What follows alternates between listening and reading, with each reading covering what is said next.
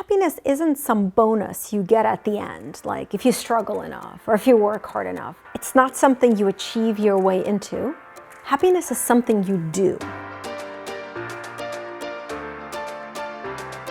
When I was 13 years old, my parents and I escaped from what was then Soviet Union. We spent the next 3 months in a really large refugee settlement with hundreds of thousands of other Russian Jews. We flew into New York, I kissed the ground, absolute cheeseball, and then we flew to Detroit, where we would live in a settlement, in a housing project for a year. And if we're always chasing goals, I love what you said about the fact that when we get there, we're actually not there because we're not there to experience it. The most important thing you're doing in your life is what you're doing now. The thing that we have to recognize is that being present doesn't mean, sitting in a dark room, meditating. That's one way. Being present is just paying attention to whatever it is you're doing. Focusing on small positive moments that are part of our everyday has been scientifically proven to fundamentally change how positive we feel. It's called Happier, and joining us today is the CEO and Chief Happiness Officer responsible for it, Nataly Kogan. Welcome to the show, Nataly.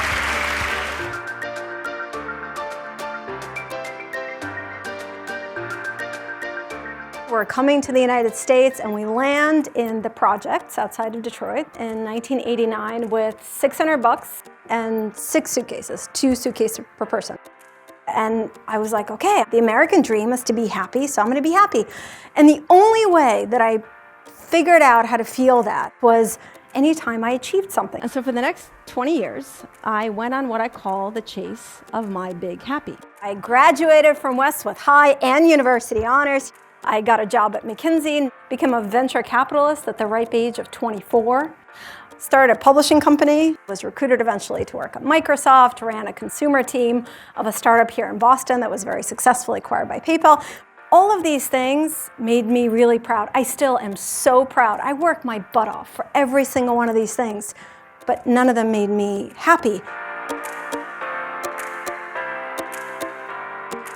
I found myself pretty unfulfilled and also feeling really guilty. Like, why wasn't I happy if I've achieved all this stuff? So I started looking at the science. And what I kept reading in one research paper after another, at first made no sense to me. That there's these very simple, scientifically proven practices that have been shown to dramatically increase our sense of emotional well-being. And this is what I call living fully. It's truly the ability to experience all the moments in our lives, the good and the bad.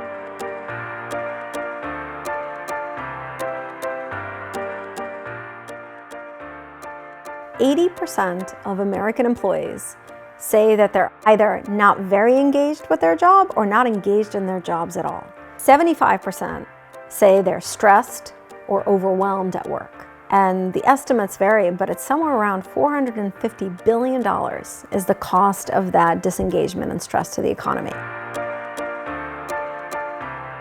People with a more positive outlook are healthier, have fewer heart attacks and strokes, they're more productive, they're more creative, they work better on teams at work, they're more innovative, they have better relationships. The list of benefits goes on and on. Consistently, researchers have found that companies that have overall more positive employees are more profitable.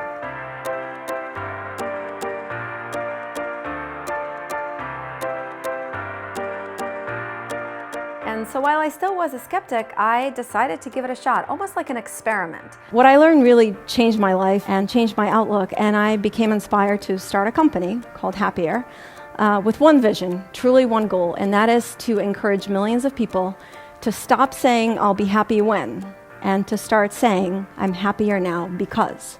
I always thought the way to deal with negative emotions is to run the other way. So you feel stressed out, you run towards joy. But the thing is, you cannot run away from a pile of negative feelings. Eventually, it spills out. It got so big for me that it started to affect every area of my life. I'd only been focusing on one half of what it really means to be genuinely happy. I had never learned how to process negative emotions, to actually feel them and do something with them. I'd been collecting them from those days back in the refugee camp and in the projects. I didn't know what to do with them then, and so I ran away from them through achievements. And in a way, I was using gratitude and kindness and mindfulness as a Band-Aid on top of them.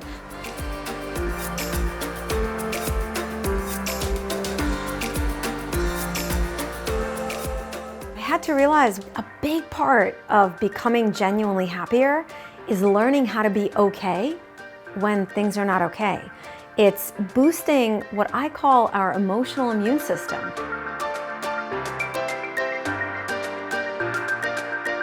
We all know we have an immune system, right? So what does our immune system do when a germ enters our body? A healthy immune system doesn't go, okay, I'm just gonna focus on what's working in the body and this. If it did that, we would get very, very sick. How do you do this? How do you experience more joy and strengthen your emotional immune system? I boiled it down to 4 core practices. The first one is what I call mindful awakeness. Simply the ability to be here now in this moment without leaning into the past or into the future. The second is a gratitude zoom. Our brains are naturally conditioned to look out for the negative. Simply asking your brain to come off the autopilot and instead focus on some small positive things that are already here. It seems like a really small principle. The key to it is that you do capture these moments somehow, that you are aware of them. And how you capture them doesn't matter. You can write them down, you can take a snapshot of them. The third is what I call intentional kindness. The number one quality that people who report highest life satisfaction and well-being have in common is the strength of their social connections. And the fourth is what I call the bigger why. It's very hard for us to live well, to live fully, if we don't have a sense of purpose. Now, meaning doesn't have to come from work. It can come from something that you're creating. It can come from taking care of someone. But it's not an arbitrary quality. It's something that comes from us. So these are the 4 practices for experiencing more joy within everyday moments and strengthening your emotional immune system so you can be okay when things are not okay.